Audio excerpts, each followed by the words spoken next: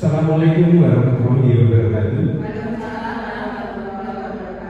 Terima kasih Bapak Ibu Guru yang sangat hebat yang hadir dalam diskusi tentang diseminasi penyebaran pemahaman dan penerapan pengalaman dalam budaya positif untuk anak didik kita.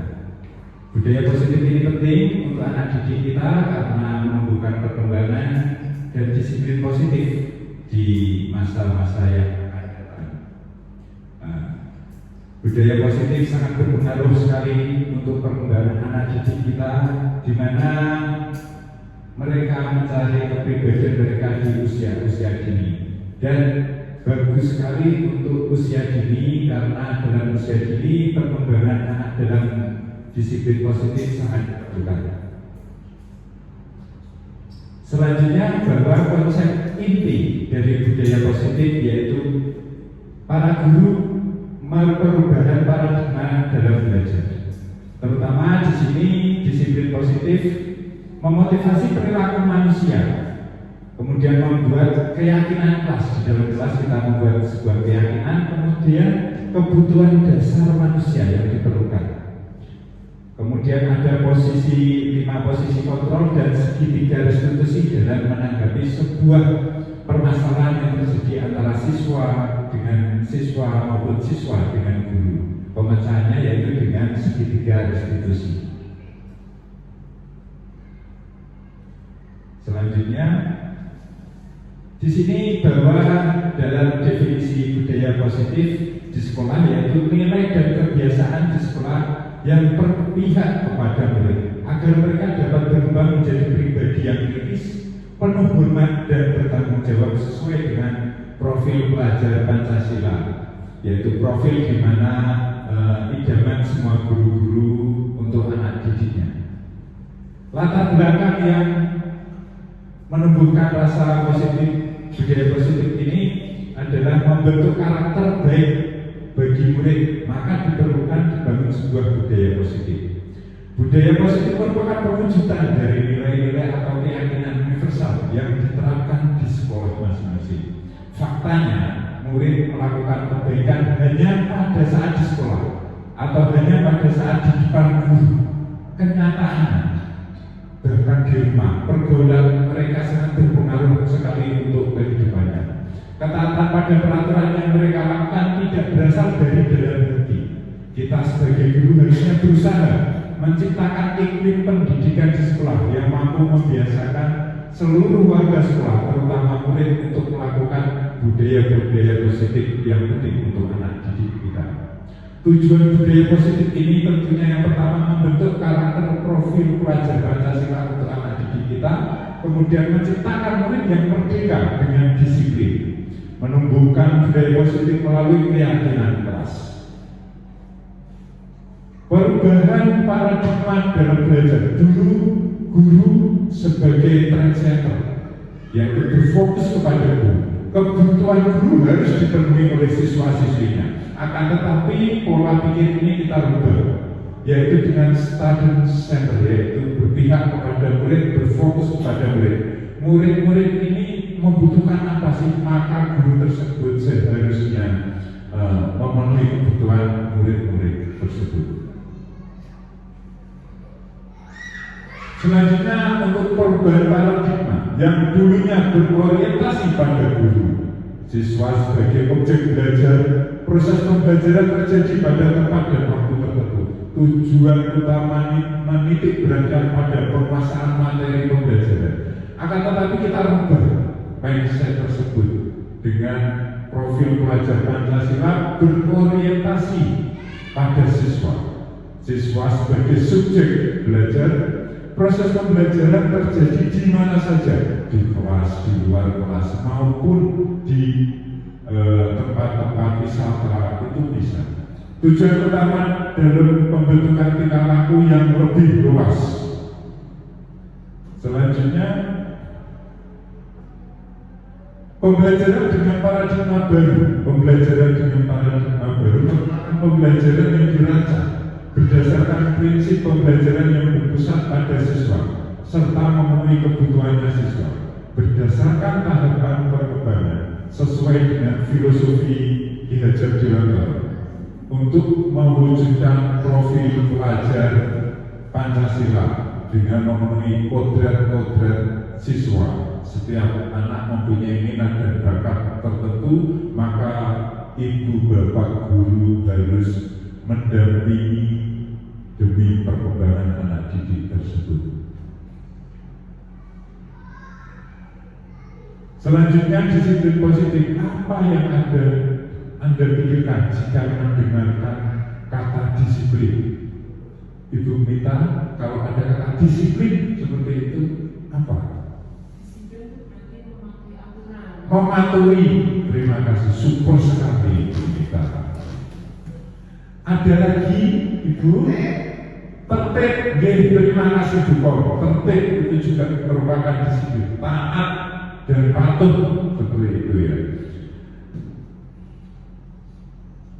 Arti kata disiplin dapat kita simpulkan menurut Dian dosen dalam bukunya Restriction School Discipline pada tahun 2021. Beliau menyatakan bahwa arti kata disiplin berasal kata dari bahasa Latin discipline yang artinya belajar.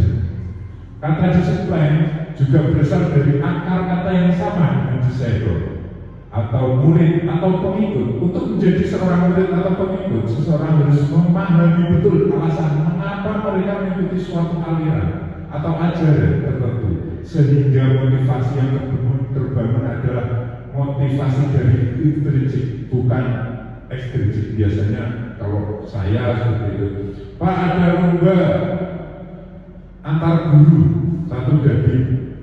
Kadang-kadang yang muncul itu dari ekstrinsik. Pak, jangan malu, tetapi saya sendiri tidak timbul dari ekstrinsik. Saya mau maju seperti itu. Jadi anak-anak didik seperti itu, ketika ayo siapa yang mau ikut lomba, biasanya harus ditunjuk. Dia mengacungkan tangan itu, Pak, saya minta ikut lomba itu, jalan seperti itu. Makna disiplin, kebanyakan orang akan menghubungkan kata disiplin dengan tata tertib, teratur, dan kepatuhan pada peraturan. Kata disiplin juga sering dihubungkan dengan hukuman, padahal itu sungguh berbeda. Karena belajar tentang disiplin positif tidak harus dengan memberi hukuman. Dalam budaya kita, makna kata disiplin dimaknai menjadi sesuatu yang dilakukan seseorang pada orang lain untuk mendapatkan kepatuhan. Kita cenderung menghubungkan kata disiplin dengan ketidaknyamanan. Ini dulu sebelum saya mengikuti CGP, saya cerita sedikit. Biasanya saya kalau di dalam kelas, ayo yang tidak mau angkat tangan mengerjakan 2 soal. Seperti itu sebetulnya sebagai guru kita coba mendidik disiplin, tetapi dalam KHD ternyata pandangan tersebut keliru. Besok masuk kelas tepat pada waktunya. Kalau nggak tepat, ya berarti membaca 1 bab. Nah, seperti ternyata itu adalah sebuah hukuman. Bukan mendisiplinkan, tetapi anak didik malah ketakutan. Seperti itu.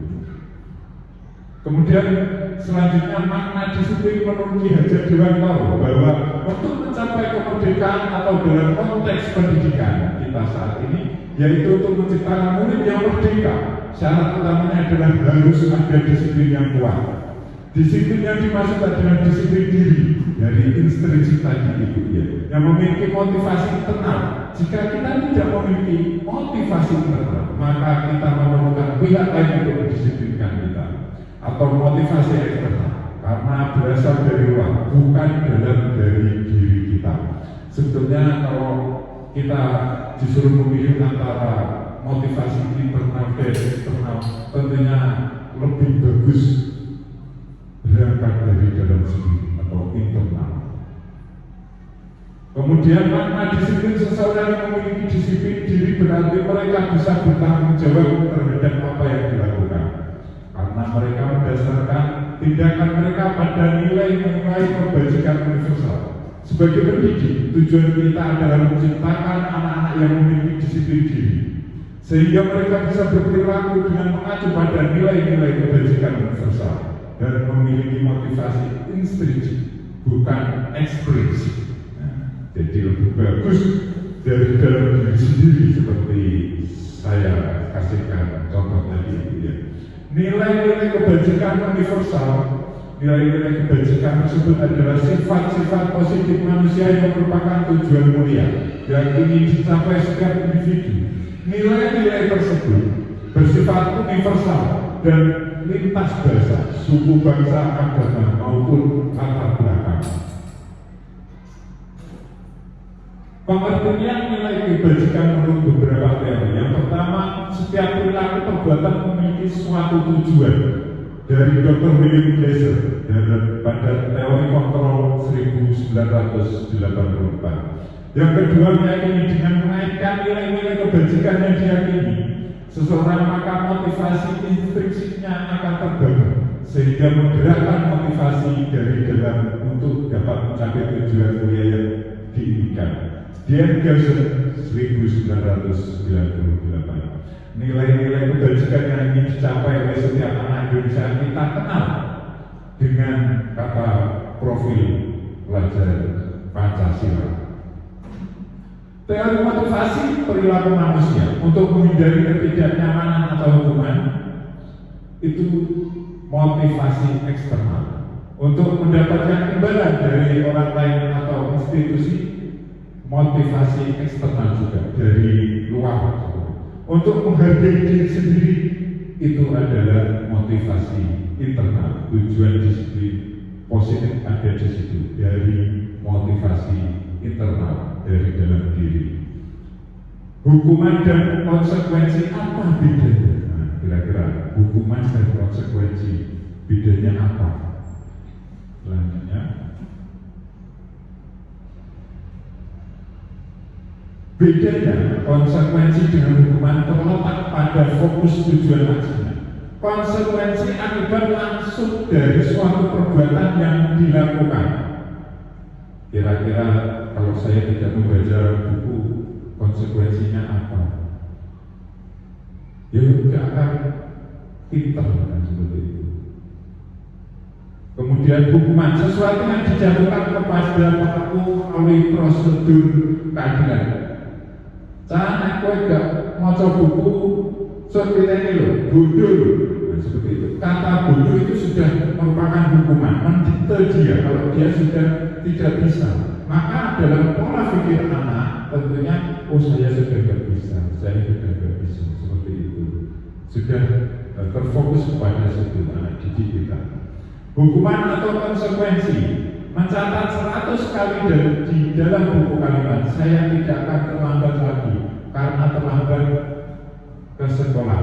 Ini merupakan sanksi atau konsekuensi.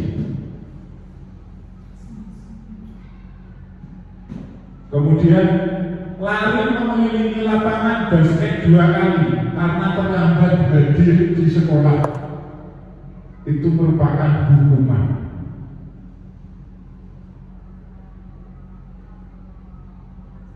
Menggantikan kertas tugas teman yang telah dicoret-coret, itu sanksi atau konsekuensi karena melakukan kesalahan. Menggantikan kertas tugas, berdiri di depan kelas sambil mengangkat kaki satu karena tidak bisa menjawab pertanyaan, termasuk hukuman. Siapa yang tidak mengerjakan tugas, ayo maju di depan, angkat kakinya. Seperti itu ya. Itu merupakan hukuman. Maka dari sebelum itu setiap kelas harus membuat suatu keyakinan kelas yang disetujui bersama-sama dengan anak didik untuk bertanggung jawab masing-masing melakukannya sesuai dengan keyakinan kelas yang disetujui. Keyakinan kelas adalah nilai-nilai kebajikan atau prinsip-prinsip universal yang disepakati bersama secara universal. Lepas dari perbedaan, ya sebelumnya, lepas dari perbedaan suku, negara, dan bahasa. Menurut dosen pada tahun 1998, suatu keyakinan akan lebih memotivasi seseorang dari dalam atau intrinsik. Seseorang akan lebih bersemangat untuk menjalankan keyakinannya daripada hanya sekedar mengikuti peraturan. Akan tetapi dalam kenyataannya bahwa anak didik saya ketika Pak kan gak ada peraturannya nyontek.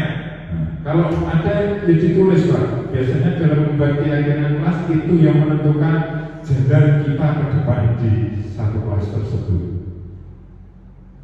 Mengapa tidak peraturan kelas saja? Mengapa harus keyakinan kelas? Nah ini perlu kita jawab bahwa untuk mendukung motivasi intrinsik kembali ke nilai-nilai atau keyakinan-keyakinan lebih menggerakkan seseorang dibandingkan mengikuti serangkaian peraturan. Kalau keyakinan kelas bersama-sama kita sepakati, tapi kalau peraturan kelas atau peraturan sekolah itu hanya sekelompok orang yang taati dan yang lainnya harus ditaati. Yang membuat hanya satu kelompok orang. Iya. Misalkan guru membuat peraturan kelas, itu kan hanya guru, tapi siswa wajib mengikuti tanpa ada keyakinan satu sama lain. Tetapi kalau keyakinan guru dan anak-anak bersama-sama bertanggung jawab karena mereka membuat bersama-sama dalam penentuannya. Selanjutnya, tujuan dari keyakinan kelas yang pertama mewujudkan merdeka belajar pada anak, dan anak akan diberi kebebasan untuk mengemukakan pendapat tentang keyakinan kelas apa saja yang mereka inginkan serta menuangkan ide, pendapat dan juga gagasan mereka secara terbuka, secara demokratis. Dulu itu saya sering merdeka belajar. Kira-kira anak-anak itu bebas mengemukakan apa saja. Tetapi ada batasannya sebetulnya itu. Merdeka belajar bahwa mereka menginginkan belajar yang seperti apa? Melalui video atau melalui gambar. Sebetulnya itu cara belajar mereka yang dimerdekakan, bukan pola tingkah anak-anak yang dimerdekakan seperti itu. Mewujudkan disiplin positif kepada anak yang kemudian akan menjadi budaya positif, di mana anak dapat menjalankan keyakinan kelas yang telah disepakati bersama dengan kesadaran diri dan tanpa adanya tekanan.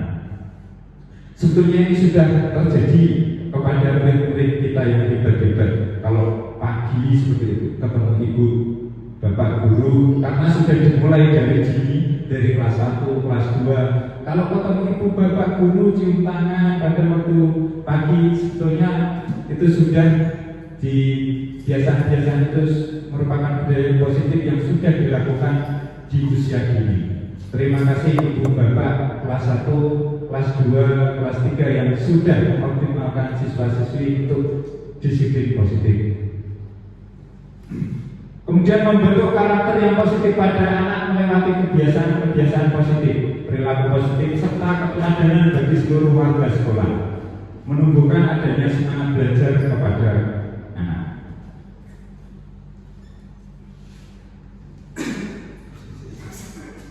Kita lanjutkan bahwa tahapan menyusun keyakinan kelas yang pertama adalah memunculkan peraturan kelas, kemudian mengubah menjadi kalimat positif. Biasanya buanglah sampah pada tempatnya, kita ubah kalimatnya. Untuk kebersihan lingkungan kita, alangkah baiknya membuang sampah pada tempatnya, seperti itu. Mengubah peraturan kelas menjadi kesepakatan kelas. Kalau kesepakatan berarti disetujui dan dibuat oleh satu kelas, bukan hanya guru. Kalau peraturan hanya guru yang membuat, siswa yang mentaati, tapi gurunya tidak mentaati, biasanya seperti itu.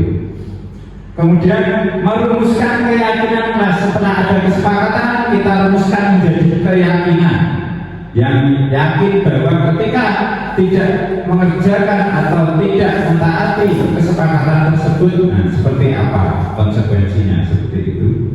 Aturan kelas contohnya adalah dilarang datang terlambat, dilarang berbicara sendiri saat pembelajaran, dilarang mengganggu teman, dilarang keluar masuk seenaknya, dilarang mengambil barang milik orang lain, dilarang membuang sampah sembarangan, dilarang menggunakan seragam tidak sesuai. Kemudian kita rubah kalimat positifnya, ditempelkan di dinding menjadi kalimat yang positif. Kata dilarang itu dihapus, alangkah baiknya kita membuang sampah pada tempatnya, seperti itu. Kesepakatan kelas datang tepat waktu, jadi kata dilarangnya dihilangkan. Memperhatikan guru saat pembelajaran, rukun dengan teman, meminta izin saat masuk dan keluar kelas, meminta izin saat meminjam barang milik teman, membuang sampah pada tempatnya, menggunakan seragam sesuai dengan peraturan. Keyakinan kelas menghargai waktu, menghormati dan menghargai sesama. Semua orang ingin belajar sopan dan santun dalam bertindak, menghargai barang milik teman, cinta lingkungan, menghargai diri sendiri. Kebutuhan dasar manusia itu ada beberapa.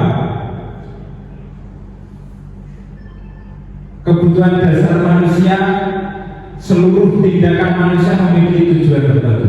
Semua yang kita lakukan adalah usaha terbaik kita untuk mendapatkan apa yang kita inginkan. Ketika kita mendapatkan apa yang kita inginkan, sebetulnya saat itu kita sedang memenuhi satu atau lebih dari satu kebutuhan dasar kita. 5 kebutuhan dasar manusia berdasarkan Toys Theory oleh Dr. William Glasser. Yang pertama adalah penguasaan, kemudian manusia juga butuh kasih sayang dan rasa diterima, kesenangan, kebebasan, dan untuk bertahan hidup. Mari kita bersama-sama diskusikan. Dida, seorang anak kelas 3, begitu tiba di rumah sepulang dari sekolah, menangis dan mengadu pada ibunya bahwa dia dibenci pada Ibu Rani. Ibu Rani ini adalah gurunya. Menurut Anda, kebutuhan apa yang berusaha dipenuhi oleh Dida? Jika jawabannya seperti ini, Ibu guru bilang, aku tidak boleh bersenandung sewaktu mengerjakan tugas. Katanya kelas harus tenang, tidak ada suara, kan nggak seru jadinya. Menurut ibu atau bapak, menurut kebutuhannya, penguasaan, cinta dan kasih sayang, kebebasan atau kesenangan? Kesenangan. Kita coba cek. Ya, cinta dan kasih sayang. Tidak membutuhkan cinta dan kasih sayang. Ya, kesenangan. Selanjutnya, Dinda seorang anak kelas 3. Oh, sama. Begitu tiba di rumah sepulang dari sekolah, menangis dan mengadu kepada ibunya.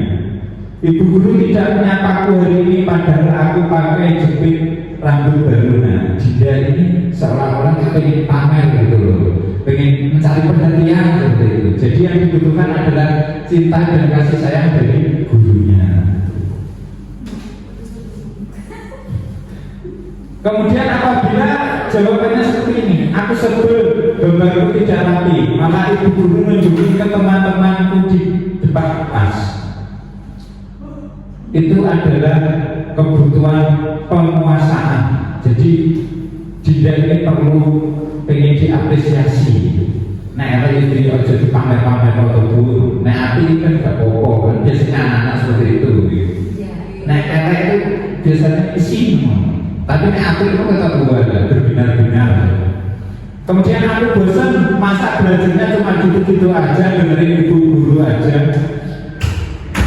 Yang dibutuhkan di daerah ini adalah kebebasan. Seperti itu. Kemudian selanjutnya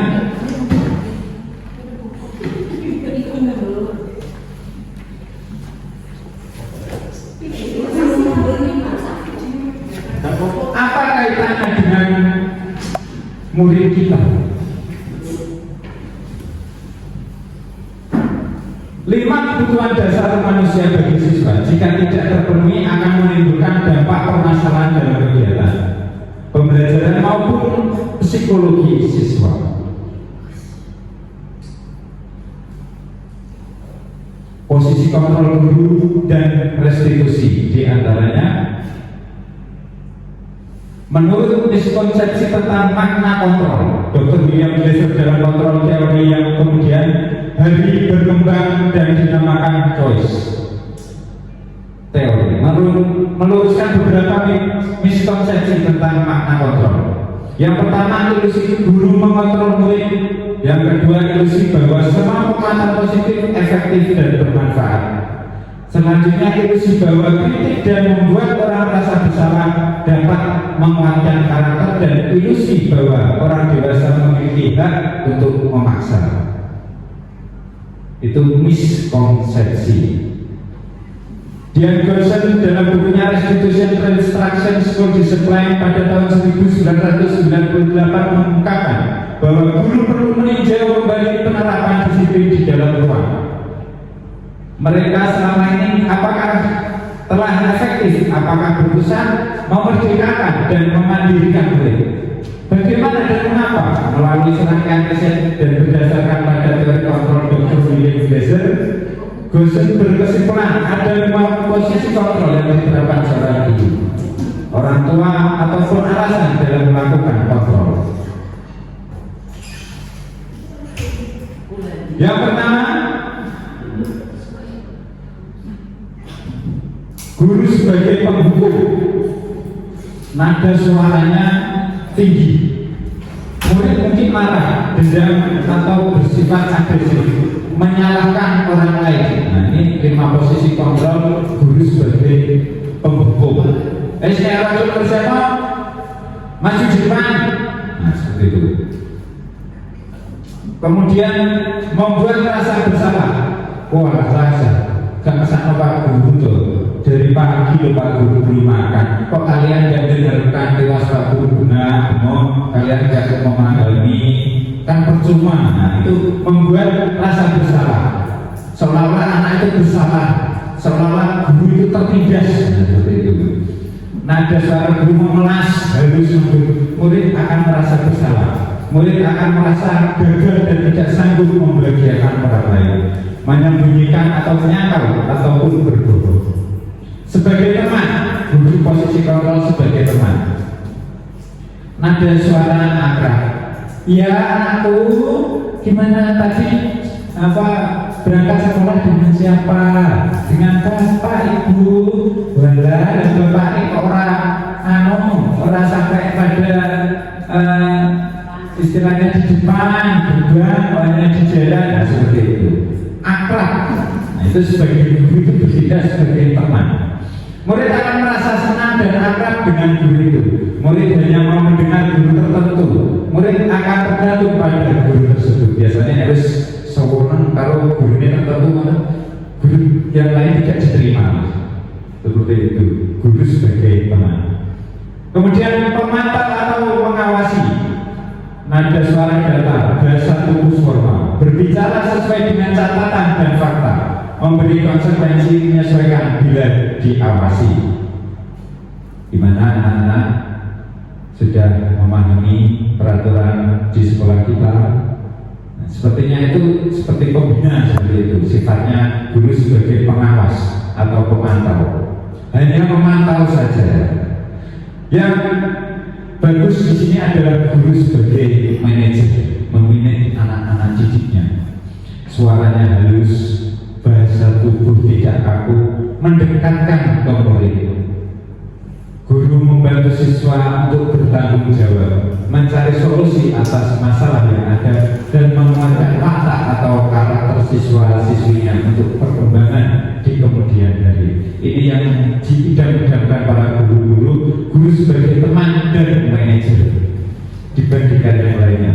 Yang rata-rata itu dilakukan guru-guru SDN di Gambelu yang sangat hebat-hebat. Seorang penghukum bisa menggunakan hukuman fisik maupun verbal. Kamu salah, kamu harus berdepan. Itu hukuman fisik dan verbal. Sudah berbicara kamu salah, itu sudah hukuman berupa verbal. Orang-orang yang menjalankan posisi menghukum senantiasa mengatakan bahwa sekolah memerlukan sistem atau alat yang dapat lebih menekan murid-murid lebih dalam lagi. Guru-guru yang menerapkan posisi penghukum akan berkata, patuhi aturan saya, atau awas, besok jangan diulangi. Kata awas itu sudah termasuk menekan murid. Ayo nak, sama-sama kita besok pagi berangkat pagi sesuai jamnya ya, itu tidak lagi. Kamu selalu saja salah, selalu yang terakhir selesai. Guru seperti ini senantiasa percaya hanya ada satu cara agar pembelajaran bisa berhasil, yaitu cara dia dengan menghukum. Kemudian pembuat merasa besar, wah aku sebel, jadi pagi saya nggak minum, delok bocah-bocah kok naik turun kursi, sedih sekali guru ini. Nah seperti itu merasa mereka tuh selalu saya besar banget. Dalam posisi ini biasanya guru akan bersuara lebih lembut. Pembuat merasa bersama akan menggunakan keheningan yang membuat orang lain merasa tidak nyaman atau rendah diri. Kata-kata yang keluar dengan lembut akan seperti ini. Ibu sangat kecewa sekali dengan kamu Yona. Enggak 45 menit ibu guru mengajarkan di depan, tapi kalian tidak mendengarkan dengan baik, malah bicara sendiri. Nah, seperti itu. Berapa kali bapak harus memberitahu kamu ya anak-anak? Gimana coba kalau orang tua kamu tahu kamu berbuat begini? Posisi ini murid akan memiliki penilaian diri yang buruk tentang diri mereka. Murid merasa tidak berharga dan telah mengecewakan orang-orang yang disayanginya. Selanjutnya guru sebagai teman. Guru pada posisi ini tidak akan menyakiti murid, namun akan tetap berupaya mengontrol murid melalui persuasi. Posisi teman pada guru bisa negatif maupun positif. Positif di sini berupa hubungan baik yang terjalin antara guru dan murid. Guru di posisi teman menggunakan hubungan baik dan humor untuk mempengaruhi seseorang. Mereka akan berkata, ayo bantulah demi bapak ya. Ayo ingat, tidak bantuan bapak sama ini. Ya sudah, kali ini tidak apa-apa. Nanti ibu bantu bereskan ya. Biasanya di sini guru-guru ini dianggap guru sebagai teman. Makanya kalau naik kelas itu rasanya anak-anak itu nangis, karena teringat 1 tahun yang sebelumnya guru-guru sangat baik sebagai teman, sebagai manajer. Makanya guru-guru di SDN Gambelu pasti disayangi oleh murid dan dirindukan kehadirannya oleh murid. Selanjutnya pemantau. Pemantau ini berarti mengawasi. Pada saat kita mengawasi, kita bertanggung jawab atas perilaku orang-orang yang kita awasi.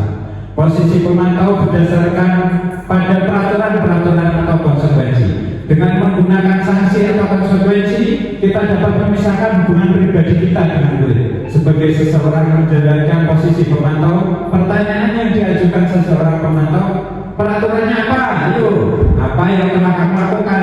Sanksi atau konsekuensinya apa loh? Seperti itu. Jadi mereka itu merasa kaku ya, guru ini kaku, seolah-olah taati peraturan.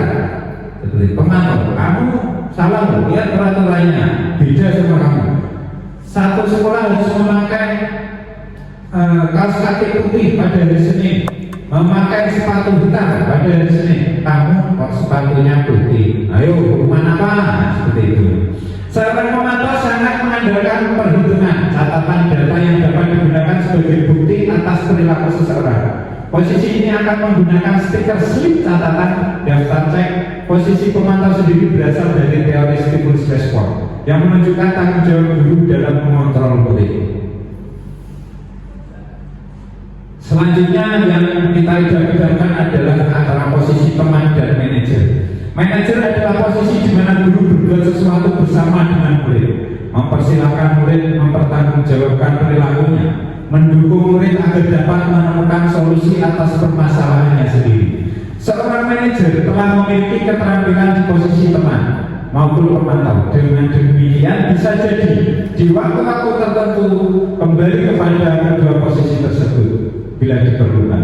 Namun bila kita menginginkan murid-murid kita menjadi manusia yang merdeka, mandiri dan bertanggung jawab, maka kita perlu mengacu kepada institusi yang dapat menjadikan murid kita seorang manajer bagi dirinya sendiri.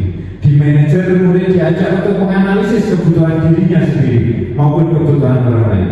Di sini penekanan bukan pada kemampuan membuat konsekuensi, namun dapat berkolaborasi dengan murid dan bagaimana memperbaiki dari kesalahan-kesalahan yang diperbuat oleh mereka sendiri. Selanjutnya kita akan mendengarkan video tentang 5 posisi kontrol dari Kemendikbud. Silakan. Salam bahagia Ibu dan Bapak guru hebat. Dalam penerapan disiplin positif restitusi, salah satu program yang dikembangkan adalah 5 posisi kontrol. 5 posisi kontrol dalam restitusi adalah proses perjalanan seorang pendidik agar dapat mengenali dirinya. Pada video kali ini, kita akan membahas tentang 5 posisi kontrol yang dikembangkan oleh Diane Lawson dan contoh penerapannya.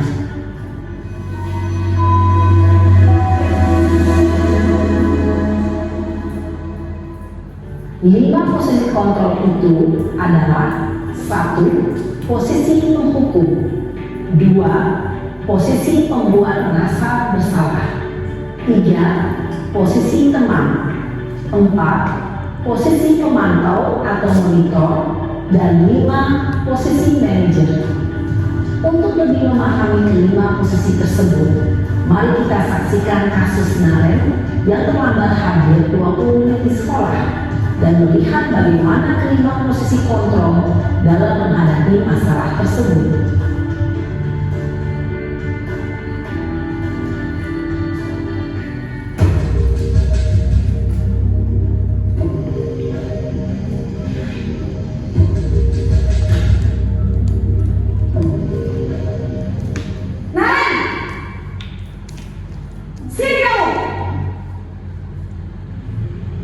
Selamat pagi, Bu. Selalu terlambat. Kamu deh, pasti terlambat. Maaf, Bu. Saya Apa? Apa coba? Alasan kamu apa lagi? Kapan sih kamu tidak terlambat? Malas sekali ya kamu jadi anak. saya Dasar pemalas. Gak kapok-kapok sih kamu. Sudah berapa kali terlambat? Sana, kamu keliling lapangan basket 2 kali. kenapa saya harus ke lapangan basket, Bu? Kenapa? Kamu melawan ibu. Berani-beraninya jawab. Sudah terlambat, masih berani jawab pula. Sekarang, keliling lapangan basket 5 kali sekalian. Biar kapok. Cepat. Pergi sana ke lapangan basket. Posisi penghukum biasanya berbicara dengan nada tinggi, menghardik, menunjuk-nunjuk, menyakiti, dan menyindir. Hukuman bisa berupa fisik maupun psikis. Ibu dan Bapak guru hebat, dampak yang terjadi pada murid ketika guru berada pada posisi penghukum adalah murid cenderung akan memberontak, bahkan menyimpan dendam.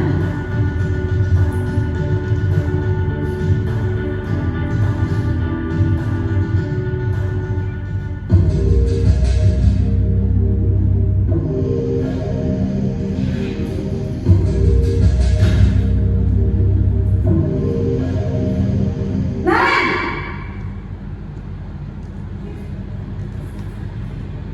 Selamat pagi, Bu. Naren. Kamu kenapa terlambat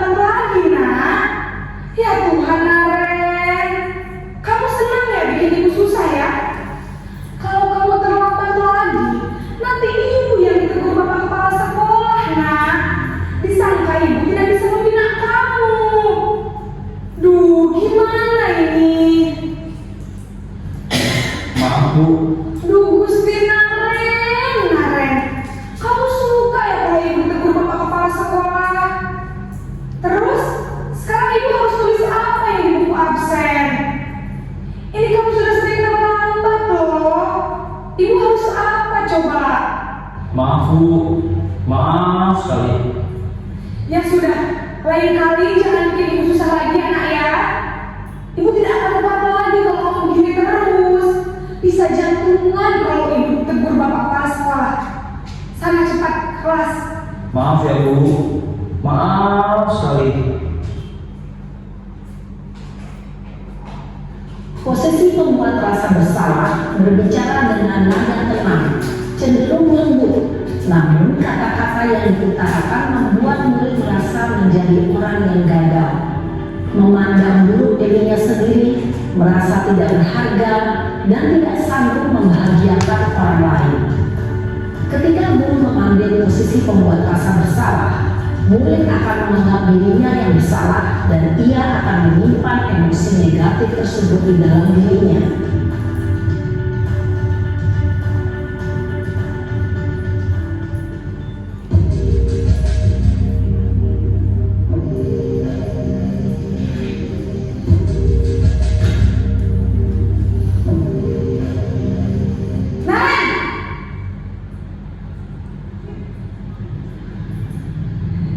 Selamat pagi Bu. Wah, sudah jam berapa ini nak? Terlambat lagi ya sayang. Iya Bu, habis ibu saya lupa bangunkan saya Bu. Kamu malah menyalahkan ibu kamu. Kamu bukannya anak yang latihan paling kencang. Kok terlambat sih? Iya Bu, saya memang terlambat bangun tadi. Jadi biarpun saya lagi kencang, tetap gak kesenjar Bu. Ya sudah sana, nanti lain kali larinya lebih kencang lagi ya. Biar gak terlambat lagi. Bikin seneng ibu, demi ibu. Bisa kan? Bisa Bu. Ya sudah sana masuk kelas. Ibu beresin urusan absen kamu. Kamu ini ada-ada saja. Dalam posisi teman, guru berbicara dengan nada suara ramah, akrab, cenderung bersenda gurau untuk menjaga suasana tetap santai. Murid akan merasa senang, aman, dan akrab dengan guru. Identitas yang tercipta adalah identitas sukses atau berhasil. Namun, perlu diingat, karena ini masih dorongan eksternal, maka ada faktor ketergantungan dari murid kepada orang tertentu. Di sini guru absennya, sehingga di lain waktu murid bisa berperilaku baik, namun hanya kepada orang-orang tertentu saja.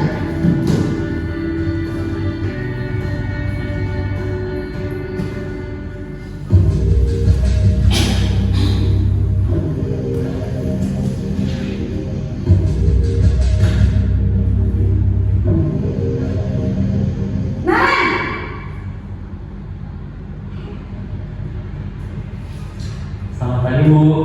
Naren, apa peraturan sekolah kita tentang jam berapa kita harus masuk sekolah nak? Kita harus di sekolah jam 7 Bu. Iya betul, sekarang sudah jam 7.20. Naren sudah tahu konsekuensinya jika terlambat hadir. Paham Bu. Saya harus tinggal kelas pas jam istirahat selama 20 menit. Iya benar, konsekuensinya demikian. Jadi nanti jam 9.30 pas istirahat, kamu harus tinggal di kelas, kerjakan tugas tambahan untuk ketertinggalan kamu, ya? Baik Bu. Posisi pemantau mengandalkan penghitungan atau data untuk mengontrol murid. Guru mengarahkan murid berdasarkan peraturan dan konsekuensi. Seorang pemantau menunjukkan bahasa tubuh dan ekspresi wajah yang datar dan cenderung formal.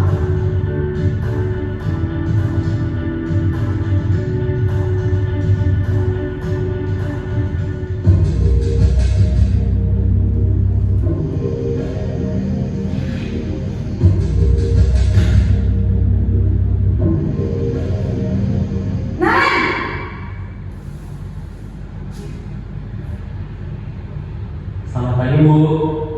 Selamat pagi Naren. Maaf Bu, saya terlambat. Iya, sekolah masuknya jam 7, sekarang sudah jam 7.20. Jadi sekarang bagaimana ini Naren? Maaf Bu, Saya lupa salah saya semalam.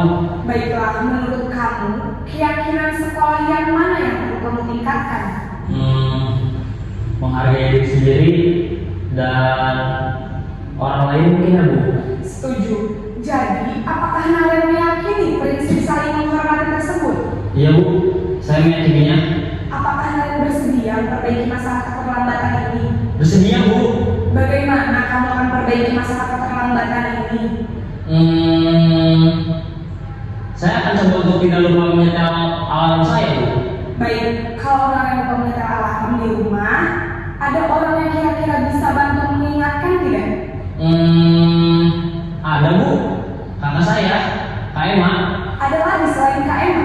Selain Kak Emma, ada ibu saya. Baik, jadi yang mengingatkan Naren adalah Kak Emma dan ibu kamu ya? Kira-kira akan mulai start alarm kapan Naren? Setelah pulang sekolah, akan segera saya lakukan. Baik, jadi Naren akan setel alarm untuk bangun besok pagi dan akan diingatkan oleh kakak dan ibu dan Naren ya. Ada lagi yang mungkin perlu dilakukan Naren agar tidak terlambat bangun lagi? Tidak ada Bu. Baik Naren, terima kasih untuk kerjasama kamu. Sekarang kamu perlu kembali ke kelas untuk belajar. Baik Bu, terima kasih. Posisi manajer adalah posisi kontrol yang disarankan untuk membimbing murid memiliki sikap disiplin yang positif, yaitu murid yang mandiri, bertanggung jawab, dan dapat memecahkan masalah.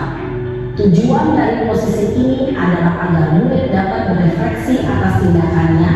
Guru akan dengan tulus memberikan pertanyaan-pertanyaan bermakna, sehingga membuat murid dapat belajar dari kesalahannya dan mencari sebuah solusi untuk menyelesaikannya. Ibu dan Bapak guru hebat, setelah mengamati adegan kelima posisi kontrol tadi, kira-kira posisi mana yang paling ideal? Posisi mana yang dapat menunjang motivasi intrinsik murid? Ya, tentu posisi manajer. Posisi ini memang posisi ideal yang ingin dituju setiap pendidik. Pada posisi inilah, guru dapat menerapkan disiplin positif yang berpihak pada murid, yang memerdekakan murid. Perjalanan seorang pendidik tentunya tidak mudah untuk sampai pada posisi seorang manajer. Namun, tujuan kita pasti, yaitu menciptakan murid-murid yang mandiri, merdeka, dan bertanggung jawab. Semoga penggambaran 5 posisi kontrol yang telah diperlihatkan ini dapat menjadi ajang refleksi bagi kita semua, agar dapat terus mengasah dan menerapkan disiplin positif yang memerdekakan murid. Mari terus berlatih dan bersemangat. Selamat menerapkan. Salam dan bahagia Ibu dan Bapak guru hebat.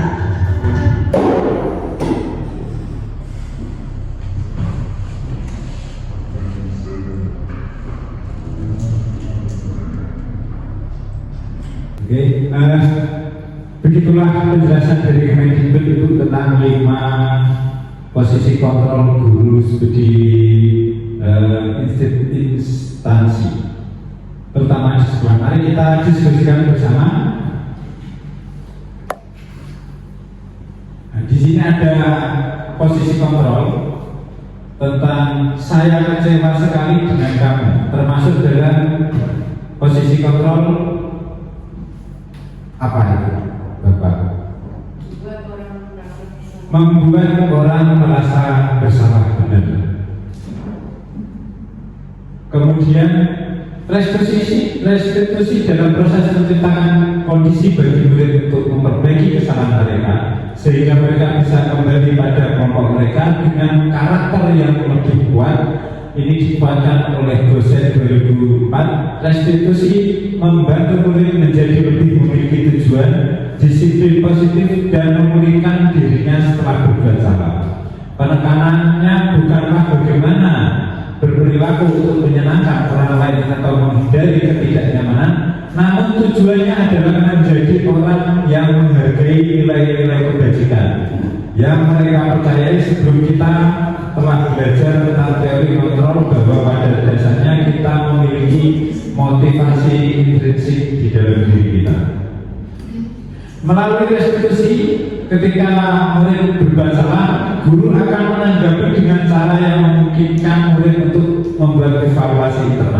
tentang apa yang dapat mereka lakukan untuk memperbaiki kesalahan mereka dan mendapatkan kembali harga dirinya. Restitusi menguntungkan korban, tetapi juga menguntungkan orang yang telah berbuat salah. Ini sesuai dengan prinsip dari teori kontrol William Glasser tentang solusi win-win atau menang-menang. Kemudian ciri-ciri restitusi yang pertama bukan untuk menebus kesalahan, namun untuk belajar dari kesalahan. Kemudian memperbaiki hubungan. Tawaran bukan paksaan. Restitusi menuntut untuk melihat ke dalam diri. Restitusi mencari kebutuhan dasar yang mendasari tindakan. Restitusi diri adalah cara yang paling baik. Restitusi fokus pada karakter bukan tindakan. Restitusi fokus pada solusi. Restitusi mengembalikan murid yang berbuat salah pada kelompoknya. Dalam segitiga restitusi adalah proses menciptakan kondisi bagi murid untuk memperbaiki kesalahan mereka, sehingga mereka bisa kembali pada kelompok mereka dengan karakter yang lebih kuat. Segitiga restitusi membantu murid menjadi lebih memiliki tujuan, disiplin positif, dan memulihkan dirinya setelah berbuat salah. Jadi dari dalam diri itu lebih penting motivasinya daripada dari ekspresi seperti itu. Kita akan video lagi, Ibu Bapak. Salam dan bahagia Ibu dan Bapak guru hebat. Pada video kali ini kita akan membahas tentang salah satu program disiplin positif yang diterapkan di lingkungan sekolah yang dikenal dengan nama restitusi.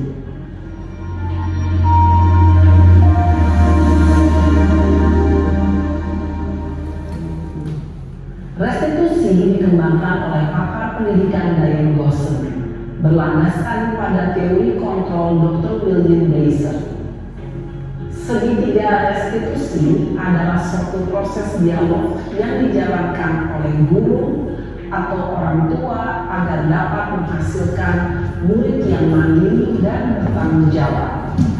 Pada saat guru di posisi manajer, aspek yang dikembangkan pada murid adalah motivasi intrinsik, sehingga penanaman nilai-nilai kebajikan dapat tumbuh dan berkembang menjadi suatu kebiasaan positif yang akhirnya membentuk karakter murid.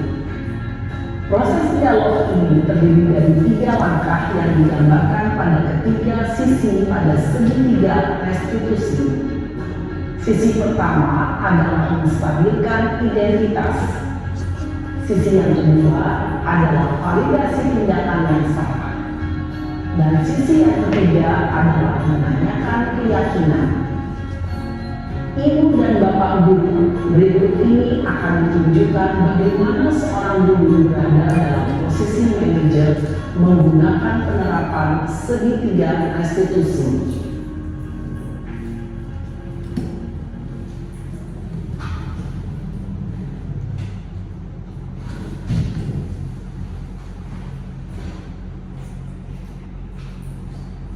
Siang sana. Siang Pak. Sudah lama lagi di sana. Kenapa hadir dari sini? Kesel Pak, kesel banget. Masa aku dikatain tukang fitnah Pak? Ya aku marah lah. Aku dari dikatain mereka di depan kelas. Kesel banget. Oh begitu. Ya pasti kamu marah dan kesal. Bapak juga akan marah apabila ada yang menuduh Bapak seperti itu. Kemudian pada saat itu kamu mau melakukan apa? Ya saya langsung makain mereka lah Pak. Kesel banget. Saya bentak-bentak dia di depan teman lain. Oh begitu. Pasti kamu melakukan seperti itu karena suatu alasan tertentu kan? Iyalah, masa saya diam saja Pak. Ya saya bela diri lah. Masa saya dituduh tukang fitnah? Ya wajarlah. Mempertahankan harga diri itu sesuatu yang penting buat kamu. Untung kamu tidak bertindak lebih gegabah lagi, hanya membentak-bentak. Iya Pak. Untung saya masih bersabar dan hanya membentak saja. Sudah gemes padahal, saya pasti bela diri lah. Ya pasti ya. Tapi kamu memilih untuk tetap bertahan dan bersabar. Kamu memilih untuk tidak berbuat lebih parah lagi, kan? Iya. Nah, sekarang coba kita lihat lagi tindakan kamu yang mentang-mentang di kelas. Tindakan kamu itu kira-kira sesuai dengan keyakinan kelas atau prinsip kamu tidak? Enggak lah, Pak. Capek, Pak, di rumah. Jadi keyakinan atau prinsip mana yang perlu sesuai dengan keinginan kamu? Ya, saya sebenarnya sangat menghargai orang lain. Mungkin saat itu saya menjadi emosi, jadi tidak menunjukkan sikap itu. Kamu meyakini tidak? Menghargai orang lain itu penting buat kamu. Yakinlah, Pak. Iya, setuju. Kita harus saling menghargai. Namun ada juga keyakinan yang kita sepakati yang perlu kita jalankan apabila kita sedang marah. Ya, saya bisa lebih proaktif, mulai dengan diri sendiri. Saya bisa jadi lebih bersabar, mengambil waktu jeda untuk berpikir mau apa selanjutnya. Kira-kira kamu bersedia memperbaiki masalah ini tidak? Bersedia, Pak. Kalau kamu memperbaiki masalah ini, kamu akan menjadi orang seperti apa? Saya akan menjadi orang yang bertanggung jawab kali ya, Pak. Dan senantiasa proaktif. Iya, menurut kamu bagaimana rasanya menjadi orang seperti itu? Ya nyaman lah, bangga bisa bersabar dan menahan diri. Baiklah kalau begitu. Yuk kita pikirkan bagaimana memperbaiki masalah ini.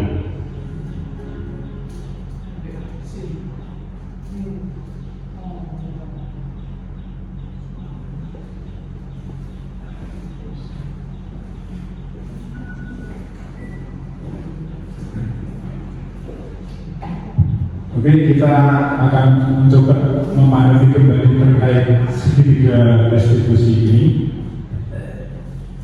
Dalam segitiga restitusi, keyakinan kelas apa yang telah kita sepakati? Kamu ingin menjadi orang yang seperti apa? Kamu tentunya punya alasan mengapa melakukan itu. Kemudian, adakah cara yang lebih efektif untuk mendapatkan apa yang kamu butuhkan? Setiap orang pasti pernah melakukan kesalahan. Kamu bukan satu-satunya yang pernah melakukan ini. Dan menanyakan keyakinan segitiga pertama, kemudian menstabilkan identitas. Setiap orang pasti pernah melakukan kesalahan. Nah, itu termasuk dalam menstabilkan identitas. Kemudian memvalidasi tindakan yang salah. Kamu tentu punya alasan kenapa berbuat salah. Nah, seperti itu ya. Ada 3 aspek di segitiga restitusi. Dalam menstabilkan identitas, untuk membuat anak yang merasa gagal karena berbuat salah menjadi positif terhadap dirinya. Guru berkata, berbuat salah itu hal yang manusiawi. Tidak ada manusia yang sempurna. Bapak atau ibu juga buat salah. Kita pasti bisa menyelesaikan permasalahan ini. Bapak atau ibu tidak tertarik untuk mencari tahu siapa yang benar dan siapa yang salah. Bapak ibu lebih tertarik untuk menyelesaikan masalah.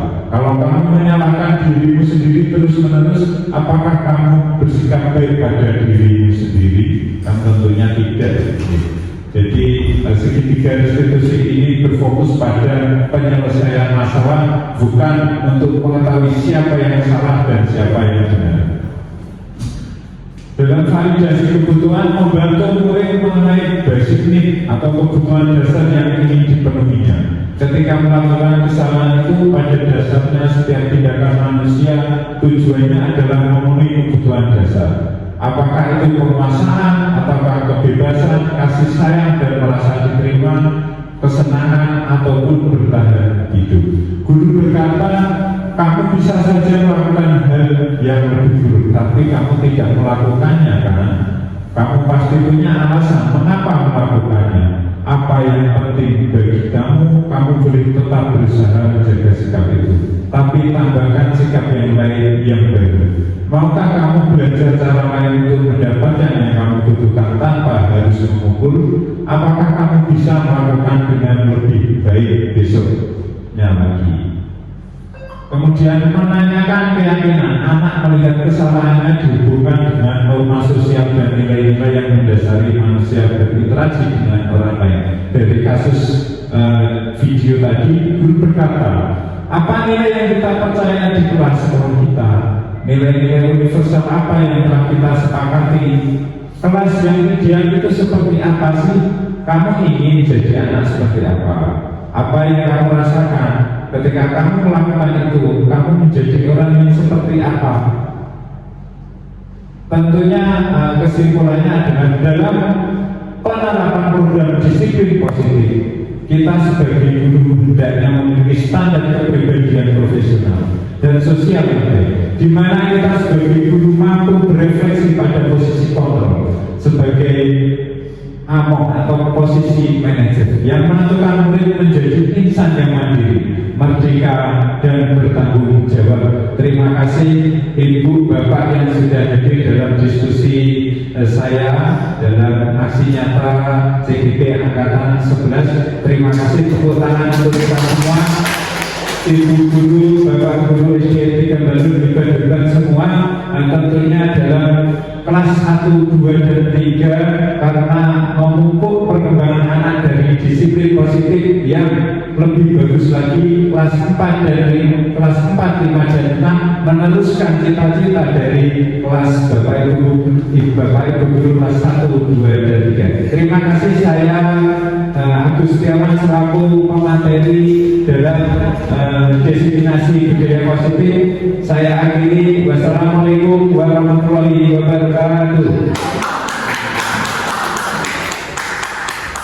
SD 3 Bandung, selamat lebih bermakna.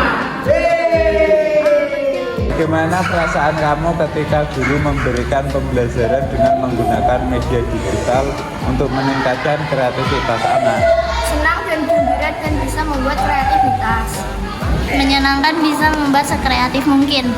Menyenangkan dan bisa menambah wawasan.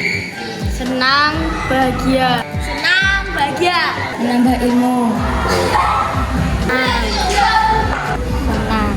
Asik, menyenangkan, bahagia.